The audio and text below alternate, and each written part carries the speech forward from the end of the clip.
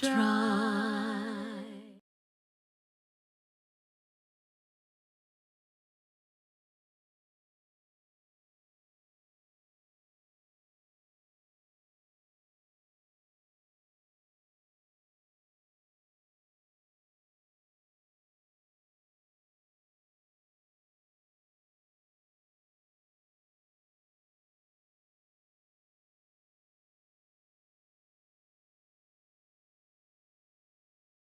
Every time I feel this way, this old familiar singing, I will lay my troubles down by the water, where the river will never run dry.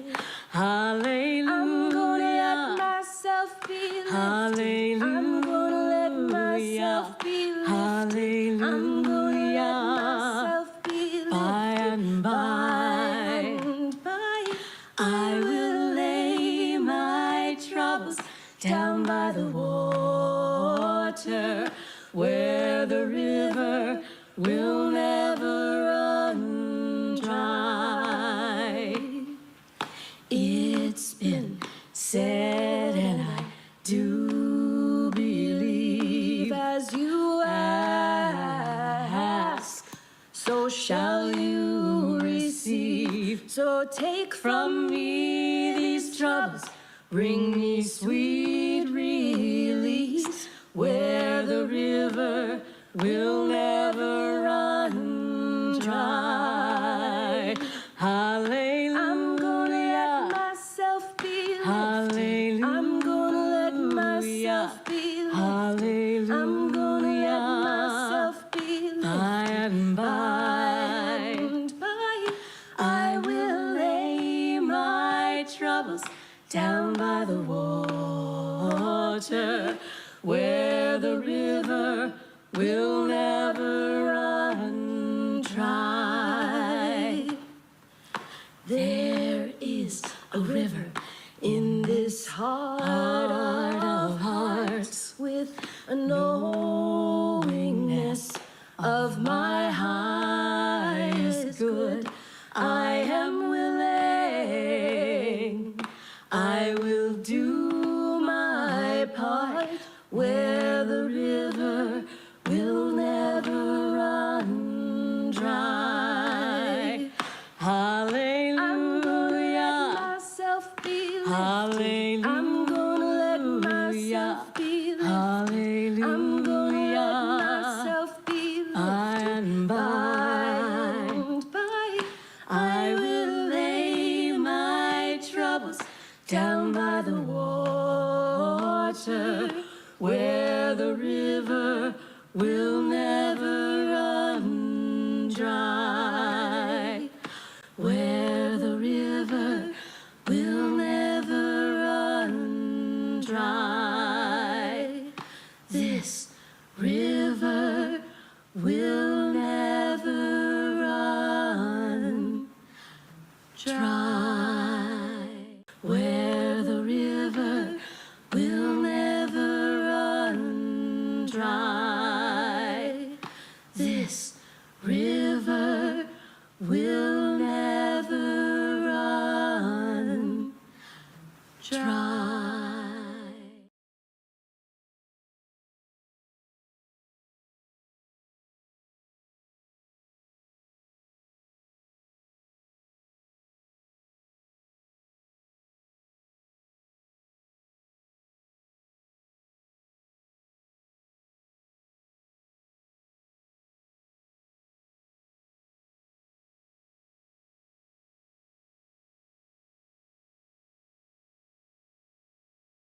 Every time I feel this way, this old familiar singing, I will lay my troubles down by the water, where the river will never run dry.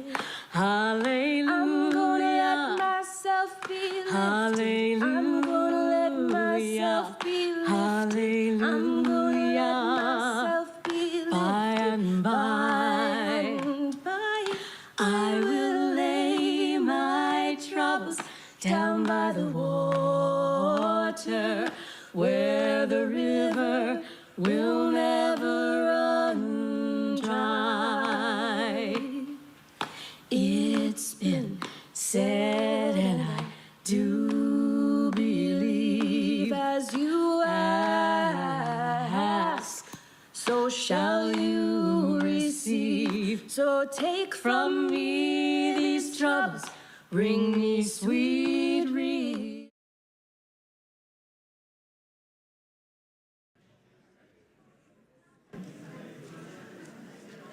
Give them a minute or two to give them a minute or two to receive. Yeah, a couple of minutes. Okay.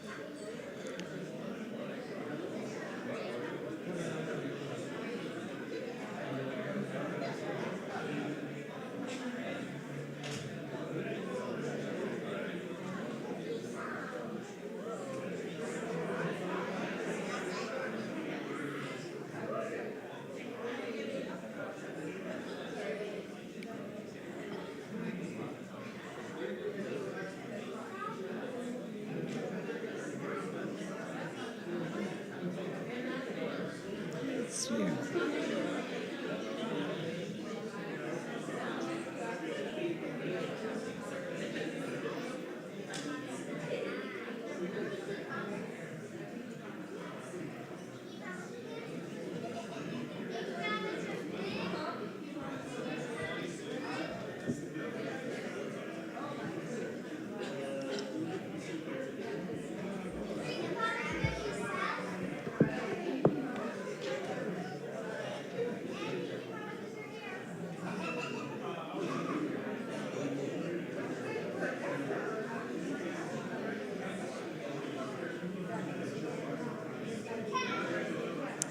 Okay, we're about ready, yes? Yeah?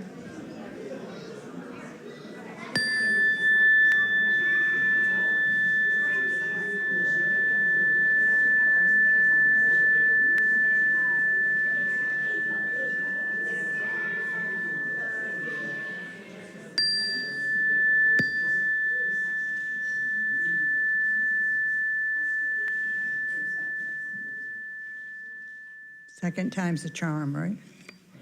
Okay. On behalf of the Worship Committee, welcome to the Unitarian Universalist Congregation of Columbia. My name is Bonnie Stronach, and our minister is the Reverend Stephen Robinson. We'd like to remind you to stay connected with our community by keeping an eye on the following communications. Our recurring events are included in the calendar with your order of service, but special events are also coming up. We provide an email newsletter every Thursday to keep you informed about these upcoming events. So make sure that we have your email address. To help our worship flow smoothly, please email all requests for announcement to worshipchair@uucolumbia.org. The service leader will gladly share them at the close of the Sunday service. We warmly welcome families with children and offer childcare during our service for children up to 4 years old. Today, after the Story for All Ages, children will go to their CYRE classes. We have a designated seating area for our children from 4 to 7, and their parents or their caregivers. Feel free to bring the toys available in the back of the social hall for quiet play. Now, this is a little different than what I have on my script. Today's flowers are donated by Bethany Strelazzi, get it right, with a little help from Moira with the drape. And these are this is Bethany's Christmas cactus. So please silence all devices as we center ourselves on today's service and listen to the prelude. This morning's prelude is from a Kentucky-based pianist and composer named Rachel Grimes. It's Bloodroot from her collection for solo piano called Book of Leaves. The bloodroot is an herb that's native to northeastern North America, and it has beautiful small white flowers that open in the sun and close in the dark. It has deep red roots that can be used as dyes, and it has been used medicinally as by Native American cultures over the years, with many benefits, but can also be toxic if misused.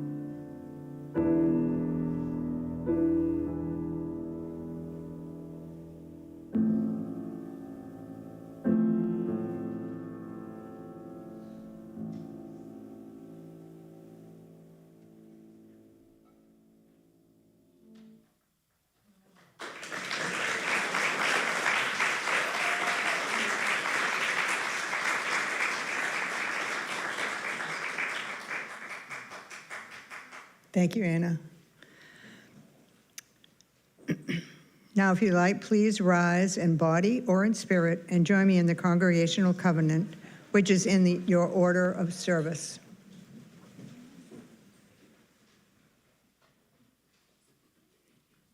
Love is the doctrine of this congregation. The quest for truth is its sacrament, and service is its prayer. To dwell together in peace, seek knowledge and freedom, and serve others in community. Thus do we covenant with one another. Please be seated. Unitarian Universalism is a diverse and non-creedal religion. Our community is founded on deeds, not creeds.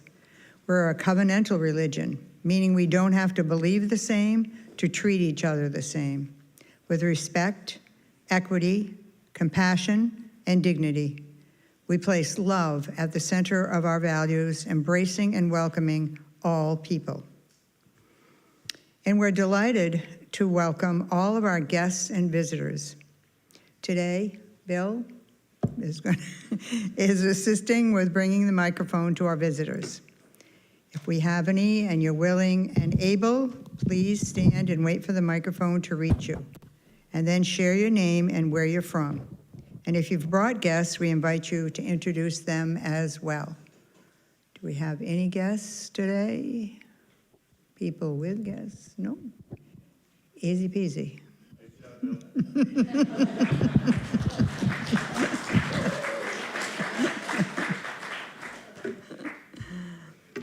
And visitors, or anyone that isn't a visitor, if you'd like to learn more about UUCC, visitor cards are in the pocket on the back of each chair. So please fill one out and place it in the collection plate so we can email you about our events. No knocking on your doors. Our board members and committee chairs welcome your questions and comments. Board members wear green name tags, and thank you for being here. Today, our chalice lighter is Clift Shealy. Clift was born here in Columbia, and he joined us in 2022. He participates in the choir and our wonderful story circle at UUCC.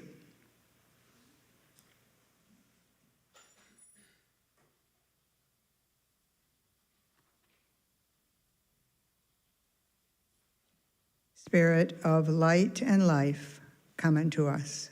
Thank you, Clift.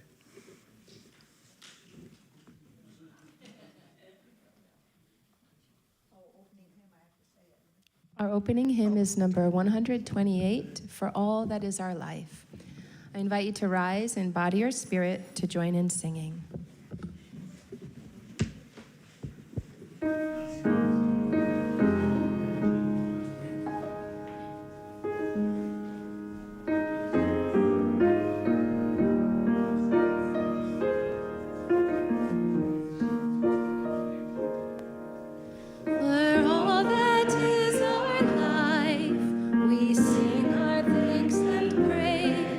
For all life is a gift.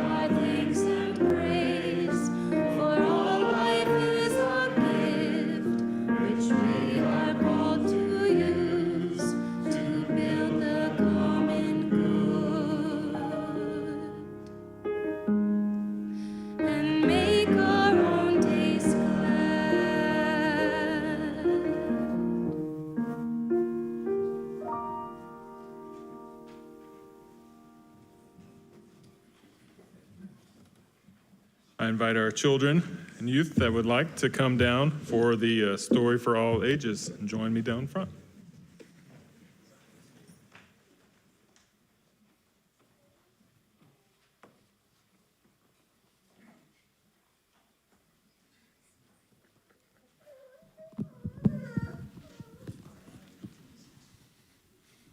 Good morning. How are you today? Good. Wonderful. Oh, what is that? I just heard something rumbling. Oh, yeah? Oh, I don't remember. That was a long time ago. Oh, I wish I were. All right. Oh, I did it again.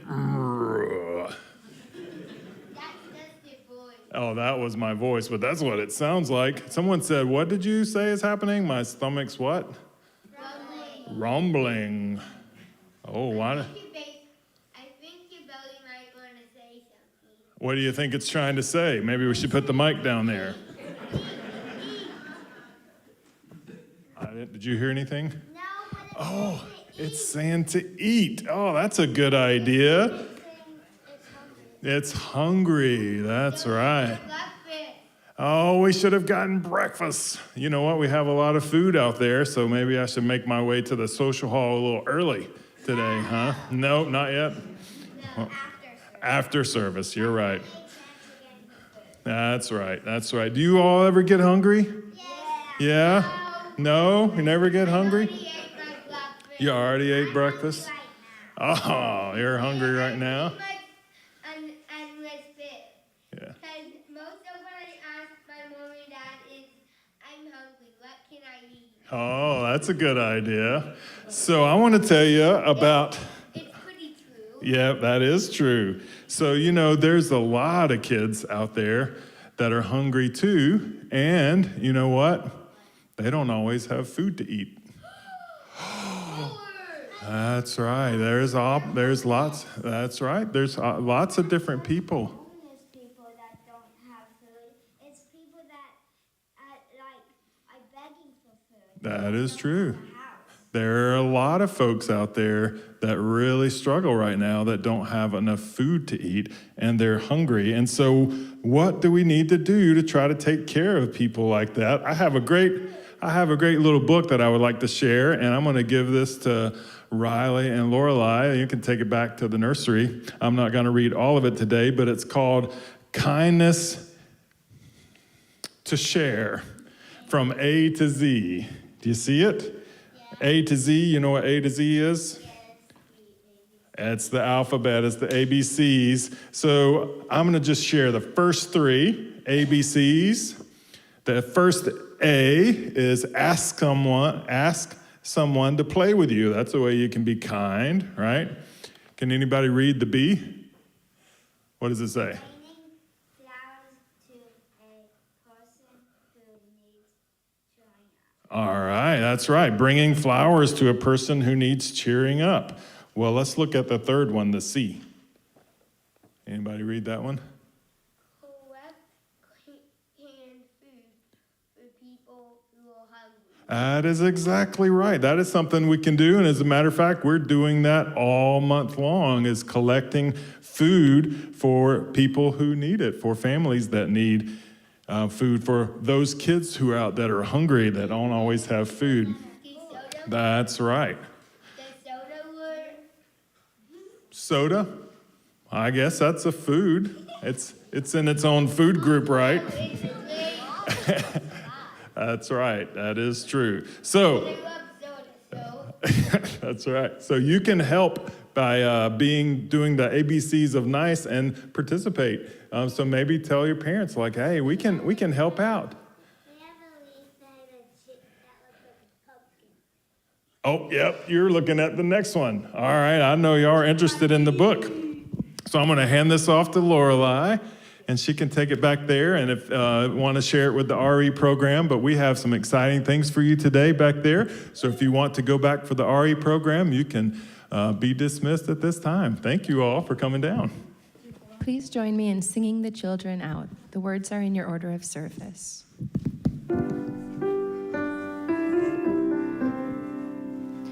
Learn your lessons well, my children. Seek your truth in the wide unknown. Love each other, work together, and search for wisdom and happiness. Our opening words today come from a poem by William Blake. William Blake writes this poem. It's entitled, Holy Thursday, Is This a Holy Thing to See? Is this a holy thing to see in a rich and fruitful land, babes reduced to misery, fed with cold and usurious hands? Is that trembling cry a song? Can it be a song of joy? And so many children poor. It is a land of poverty. And their sun does never shine, and their fields are bleak and bare, and their ways are filled with thorns. It is eternal winter there. For where the sun does shine and where the rain does fall, babies can never be hunger there, nor poverty the mind appall.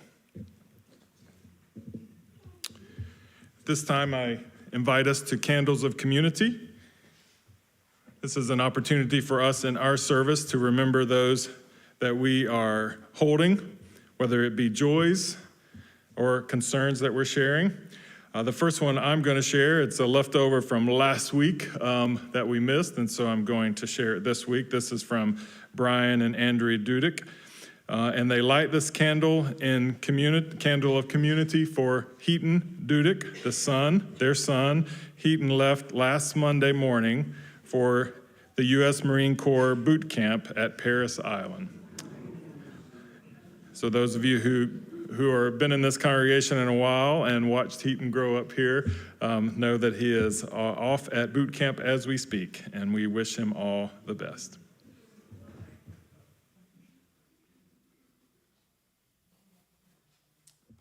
If you have a candle, I invite you to come and briefly share your joy or concern.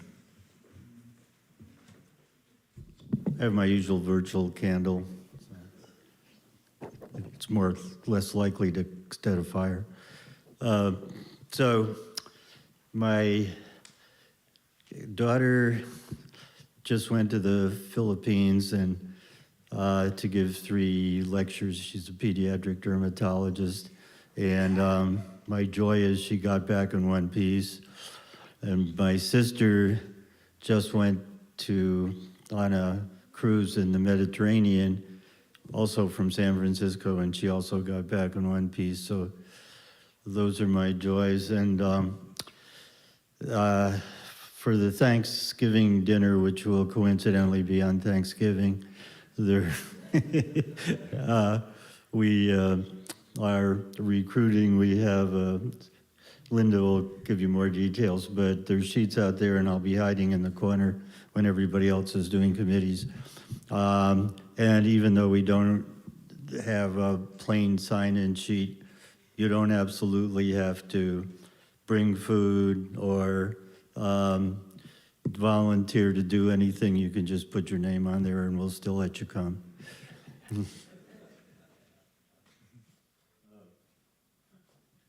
Guess I'm gonna set a fire after all.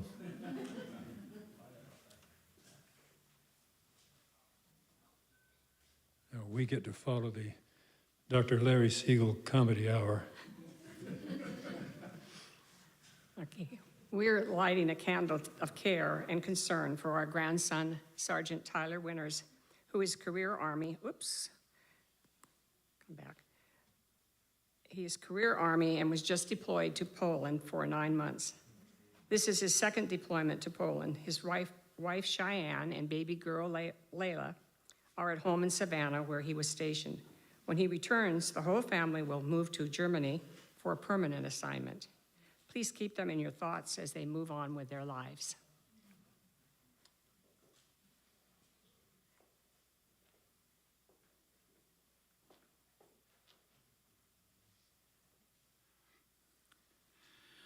Some of you know that I had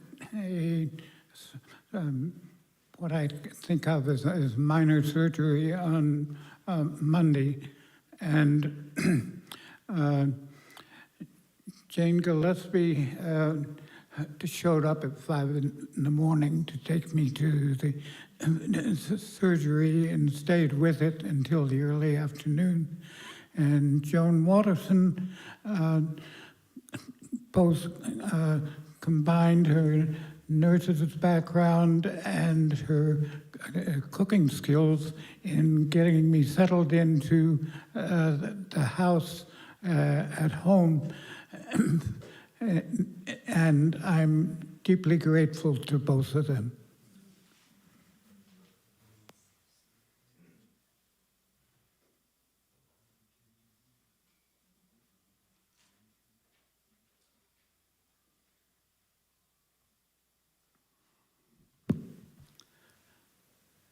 Larry and I are double teaming you. In case you don't remember that we're having a Thanksgiving dinner, I'm here to be a bookend to remind you. But I'm really here with a candle of joy because as we've done in past years, I invited the Harriet Hancock Center to let their folks know that if they have anyone that would like to come, that they're definitely welcome. Well, as a result of that, I got an email from the owner of City Grit and Small Sugar saying they'd like to donate a turkey to us. So they're doing that and very, very grateful for the community stepping up to do that. I understand they also are doing that in combination with another nonprofit to help the broader community.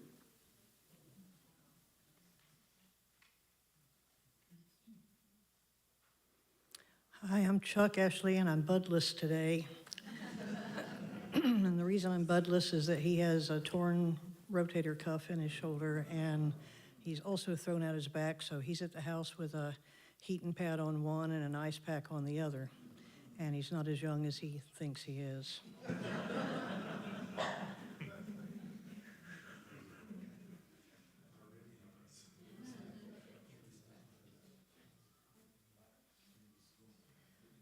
Good morning, my name's Kathy Paget. I have a candle of joy, several layers of joy.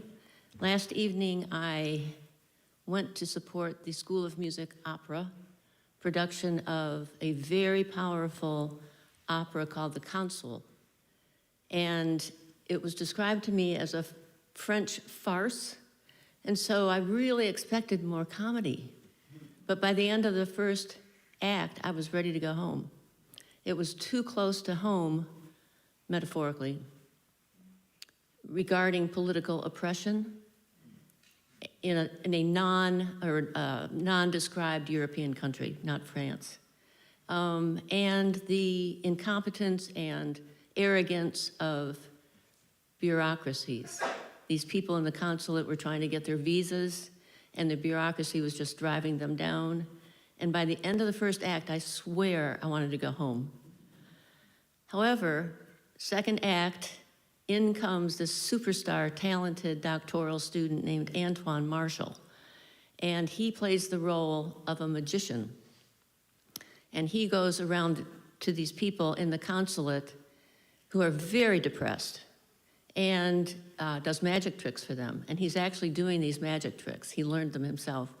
And he hypnotizes them all to make them think that they are at a ball. So these people are up dancing these weird movements. And Antoine was just brilliant. And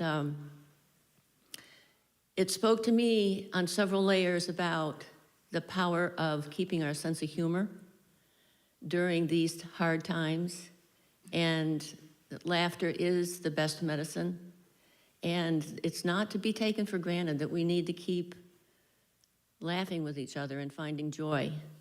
And having taught 28 years at USC, it was very heartwarming to me to see these students honing their craft and doing such a wonderful, wonderful job. And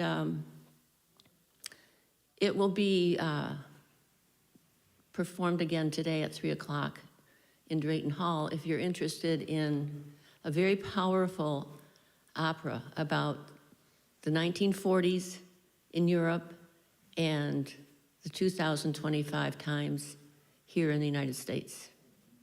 Thank you.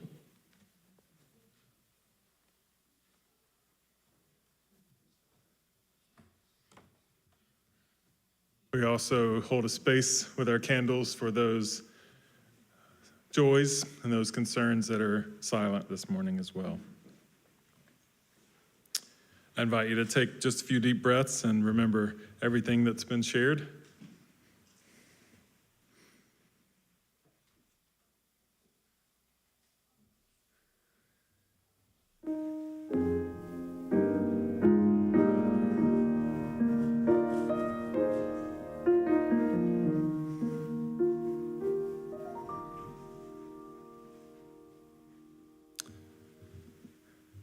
As a reminder, before we receive our offering, that I also shared with the children, that our Share the Plate recipient through this month is the Harvest Hope Food Bank.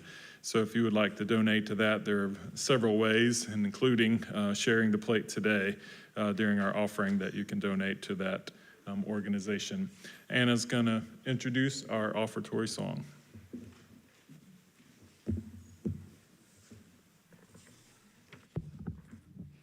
Our offertory selection today is an etude by French composer Cécile Chaminade, named for our season. It's called Autumn.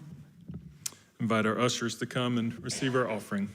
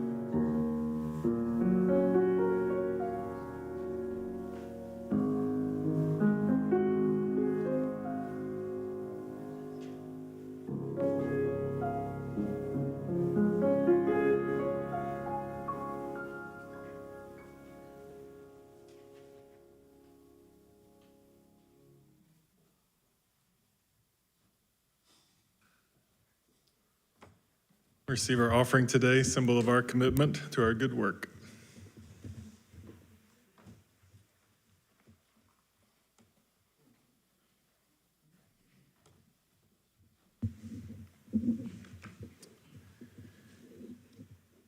Well, I am not a magician, and I can't transform this into a ballroom dance today. All shucks, right?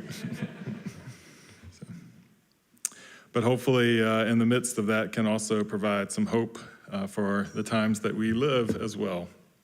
In a twist of irony, on All Saints' Day, November 1st, in the Christian calendar, November 1st also was the day that was set for the Supplemental Nutrition Assistance Program, the SNAP program, to be suspended. This program that delivers benefits for buying food to the 40 million lower income people in the U.S. per month, which is about 12% of our population. On November 1st, the payments stopped going out. Some try to make this another political divisive stance around the government shutdown and looking at who is to blame, when the truth is, when the shutdown ends, the One Big Beautiful Bill Act then goes into effect. And that domestic policy bill will significantly reduce federal spending on the SNAP program over the next decade. The bill also shifts some of the costs of the benefits to the states and then expands work requirements and tightens up on all of the regulations. So adults that are aged 55 to 64, up from the previous cutoff of 48, and parents with children age 14 and older. I've read several studies this week. One by Leah Gose, who's a PhD student and a professor of sociology at the University of Southern California. She is studying the problem of hunger in the United States and how local organizations are responding amidst all of the policies that are there. She is working on an upcoming book, and upcoming in that it hasn't been released yet, but she has it pretty much finished, she says, but she is a little bit unsure how to title the book. But her tentative title for the release of the book is Feeding Americans: How Food Pantries Fuel Civic Life in the USA. And she says that that bill that was passed will have a devastating impact on food insecure families in the communities which they live, because SNAP plays a crucial role in the lives of millions of Americans. On an average, about 41 million people, roughly 22 million households use SNAP each year. And there's significant overlap between SNAP recipients and those who receive other forms of support like Medicaid, about 30 million people who are enrolled in both programs. The impact goes far beyond just putting food on the table. The USDA estimates that even in a weak economy, every dollar of SNAP spending generates about $1.50 in economic activity. And that means the program boosts not only household budgets, but also the broader communities where the recipients live. It reduces food insecurity, but it also helps people avoid impossible choices, like whether to buy groceries or fill a prescription. For many low-income families, being able to afford food often determines whether they can afford medicine. And the bill will force people to make life or death choices. And in her words, she says it's that simple and it's that serious. Research shows that about 45% of food pantry users are already on SNAP. So for many households, SNAP isn't a standalone solution, it's one link in the chain. People might use SNAP, they visit pantries or soup kitchens and rely on community networks just to stay afloat. So SNAP keeps people from falling off a cliff. If you cut it, you're not trimming fat, you're just breaking a vital link in the chain of support. Food insecurity is a lack of stable access to food. is characterized by worrying about food. In other words, you don't know where your next meal is going to come from. And that experience affects people's health during several pathways, starting with just poor nutrition, but also if they don't have enough to eat, they oscillate between having sufficient and insufficient nourishment, and all of that can affect their overall health, and it's linked to higher risk of premature death and shorter life expectancy. Basic care becomes a problem. If you're having trouble accessing food for your family, then you might not be as focused on your health, which means you might not take your medications, or you might not show up for doctor visits. The stress of not having enough resources, for example, due to inadequate access to food, has been linked to cardiovascular disease and other conditions. So the true impact of all of these cuts will not be known in the immediate. And as a matter of fact, they're not going to be known, period. Because in September, the administration announced that it is terminating the Household Food Security Report, which for 30 years has tracked household food insecurity in the U.S. It is an extensive survey that is understanding the prevalence of food insecurity around us and knowing what kind of policies that are going to be useful to prevent it. So not measuring the problem is not going to make it go away. It will just make us blind to the situation. Unfortunately, we've created an economy where work no longer guarantees survival, because the average worker in the U.S. sees the cost of their living exponentially increasing while their paycheck is shrinking.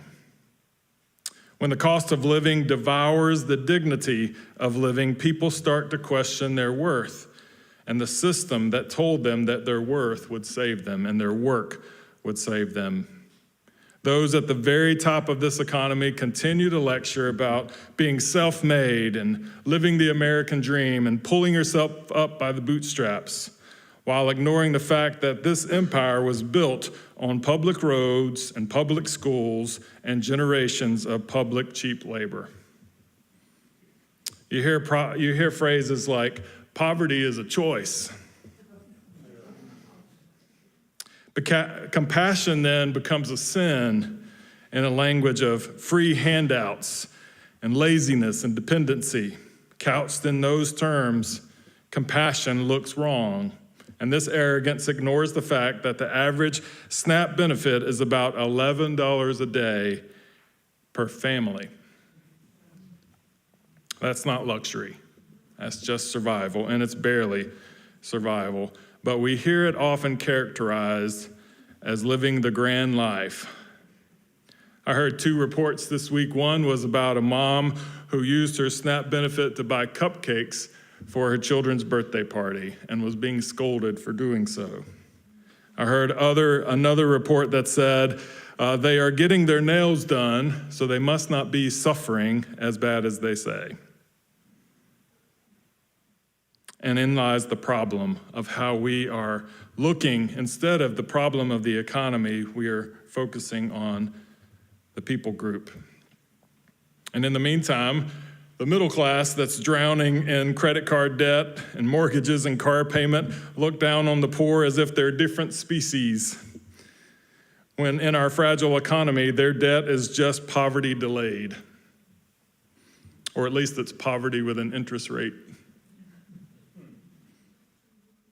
For me,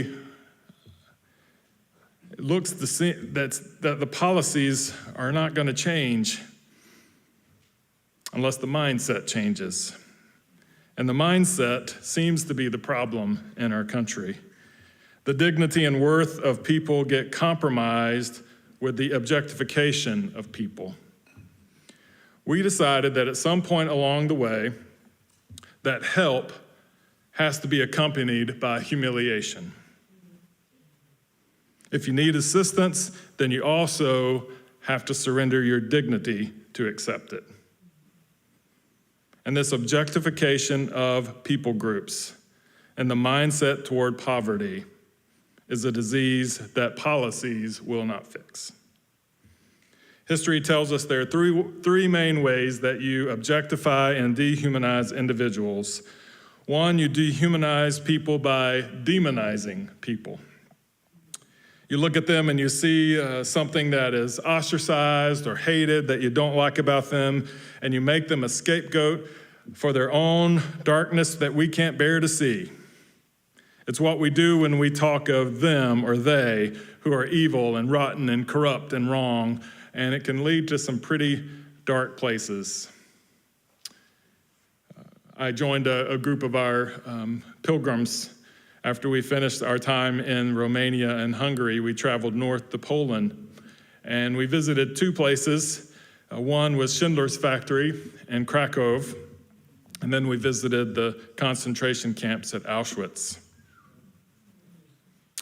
It is a great two shining examples, glaring at us, of the result of demonizing people around us.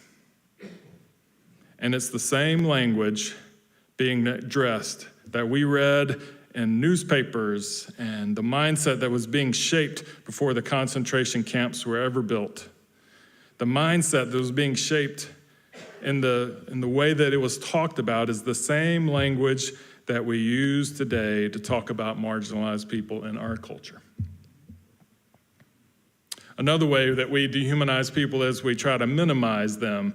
Anytime that we imagine that any person is just a single characteristic of themselves, and we latch on one thing about that person, and we think that we understand everything about them, and take away their humanity, and then we replace it with some kind of abstract thing that we can calculate. It's what we do in marketing, because we want to find that one thing that we can latch on to, and then that becomes everything about that person, and thus they are dehumanized. The third way is we objectify people. Rather than seeing them as fellow humans, we see them as a thing that serves a purpose. I read an interesting article this week about not only the policies that we're doing in the culture, the economy that we've built that is in many ways objectifying the poor and those who live in poverty, but we also see that advertising and even the advertising of charities participates in the objectifying of people who live in poverty. Rather than seeing a fellow human being, we see a thing. We have built a world in our minds that just says to live in poverty makes you less than human. It makes you have less worth, and it makes you have less dignity. And then we create a system where marginalized people in our culture, the LGBTQ plus community, women, the transgender community specifically in our culture, are often not able to receive the care that they need, the good care that they need and should be afforded to them. And therefore, poverty is the only option. And so we build the foundation of poverty and say poverty means you're less than human, and we do that in a subtle and an unconscious way growing up. And then we minimalize people down to this single part of their identity, and then religious ideology comes in and demonizes those marginalized people in our culture, building a spoken conscious form of dehumanizing on top of the foundation of the unspoken, unconscious objectification. Man, if only we had a cure for this disease in our culture. Looking back in our history as Unitarian Universalists and looking at our congregation here, I found two prescriptions that could help us fight the disease, if not cure it entirely.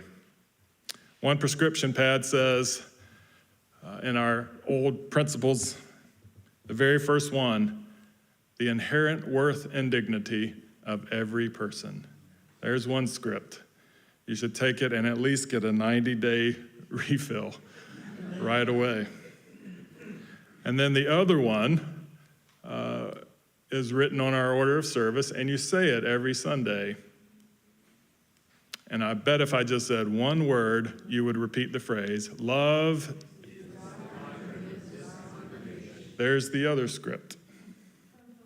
Instead of sitting back and wondering what's going to fix our culture, and obviously there's a lot that we can do to impact policy and a lot that we can do to let our voice be heard, and protesting, the image of protesting on our order of service today. Obviously all of those things are great things that we can inject into our culture, but none of it will work if we don't follow those two prescriptions for ourselves and believe that every person has inherent worth and dignity no matter what, and love is the thing that's going to guide us. We are walking around with the heaviness of despair and powerlessness, and we're holding and reciting the cure every Sunday. Love is our North Star that can guide us out of this storm. Our firm belief and our core values that every person has inherent worth and dignity is not something that we give them or that they earn. It is inherent in their humanity. Every person. Every person. When we were at an event recently, Luna saw an image of Darth Vader, my daughter, 5-year-old. And she said, and a very interesting question, she said, "Dad, is Darth Vader a good guy or a bad guy?" And those of you who are like Star Wars fans knows that's a complicated question, right? Especially if you've seen all 9 movies, it's very complicated. And so being the horrible dad that I am, I started to answer it in a complicated way. She just wanted to know, like, is he a good guy or is he a bad guy? And so I started saying, well, he started out as a bad guy, but then toward the end, he became a good guy, and he saved his son and was able to stand up against the emperor. And we paused for a second, and she just kind of looked at me, and I said, but you know what? Even before that, even before he was a bad guy, he was a good guy. And I just remember the look on her face. What it translated in my head is, Dad, what the heck are you talking about? Absolutely, that's how I felt. What am I talking about?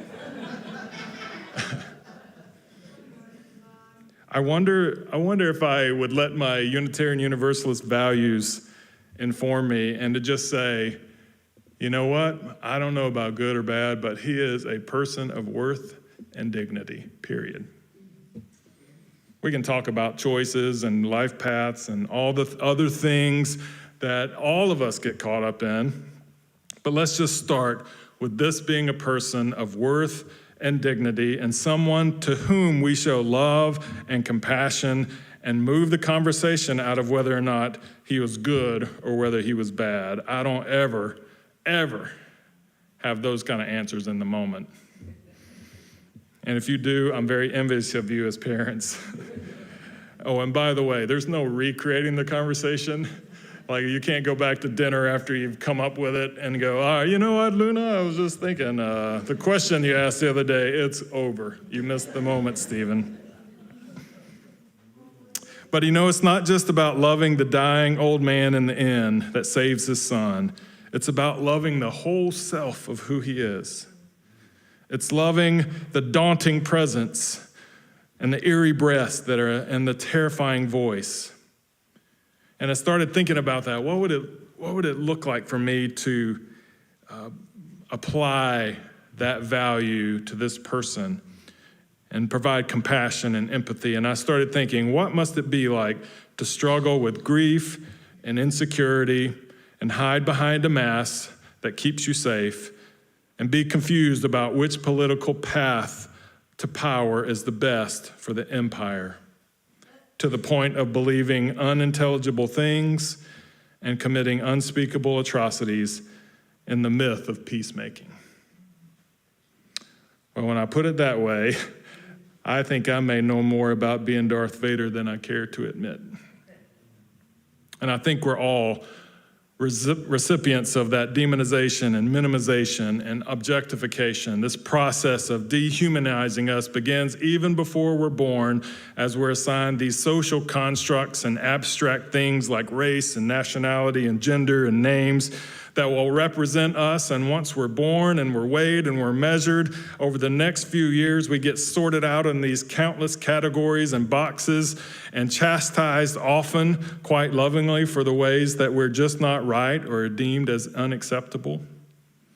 History has shown us that the way that we overcome all of that, overcome these waves of toxicity in our culture, is grounding ourselves in our humanity and guiding ourselves with love. The heroes that we look to who have held this moral compass before them, even in death, have left an indelible prescription to fight this infection and cure this disease in our culture. So I invite us to say today to make the decision to vaccinate ourselves with love and stir worth and dignity in every single person around us, and we will overcome.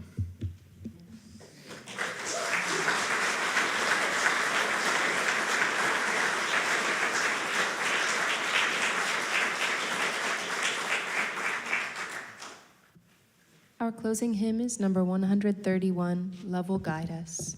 Please rise in body or spirit to join in singing.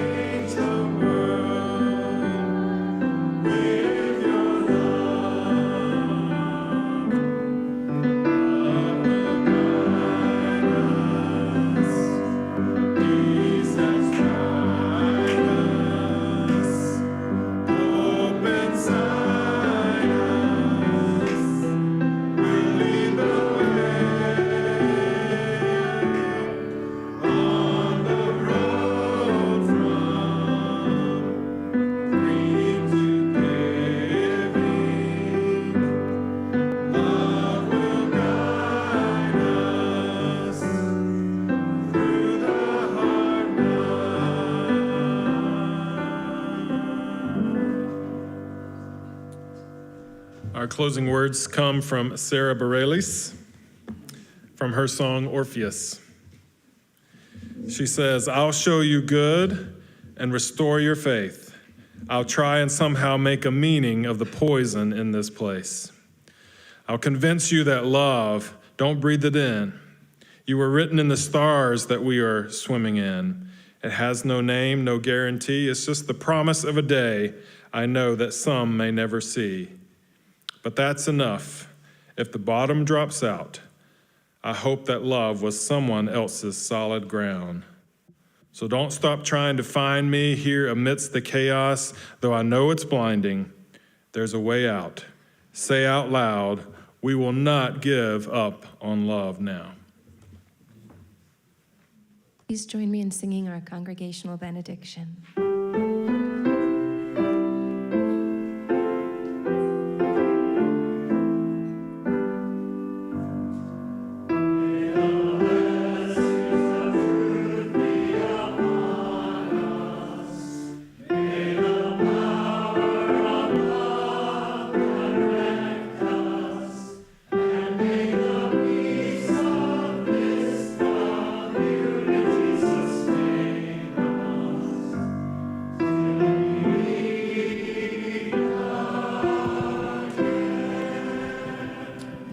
be seated for just a moment. Bonnie has a few announcements to make.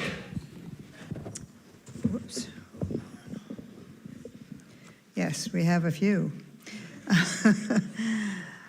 Two events are happening right after the service today. There's going to be a committee fair after the service from 12 to 1.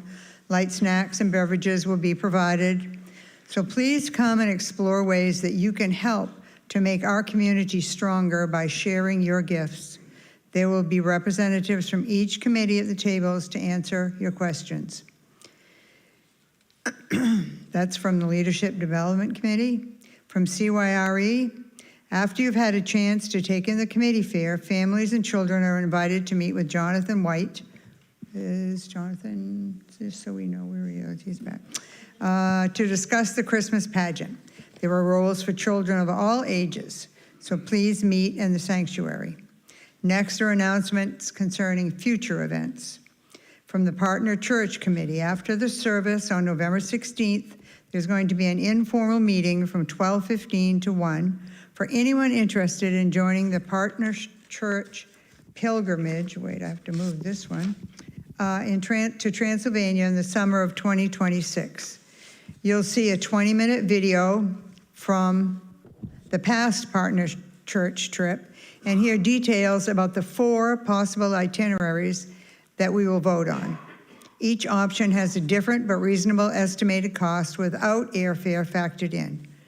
Reverend Zolt, who visited this past summer, is an experienced tour planner committed to keep the trip affordable.